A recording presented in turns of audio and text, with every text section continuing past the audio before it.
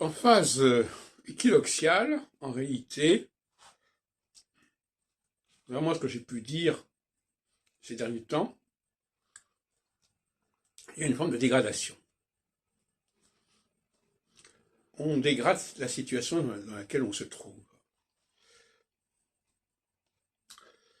Mais justement, le problème, c'est que, au niveau de mes travaux, il y a une certaine tendance à aller subvertir ces travaux. Une sorte de suicide intellectuel. C'est un point qui est important à comprendre. L'équinoxialité, en réalité, comme je l'ai dit d'ailleurs il y a quelque temps, mais pas récemment, c'est le moment où l'on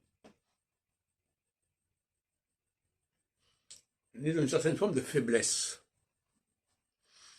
Et cette faiblesse conduit à une perte des anticorps, d'une certaine manière. Par exemple, la notion de fédération. La notion de fédération se produit généralement en phase équinoxiale. Et alors la fédération, c'est aussi l'Union européenne. La fédération, c'est au niveau de l'astrologie, les fédérations des années 80, etc.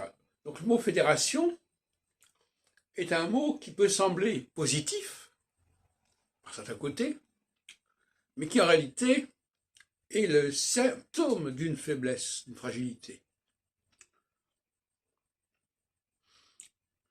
Quand la France accepte de créer une communauté européenne avec l'Allemagne, quelque part, elle est dans une forme de faiblesse.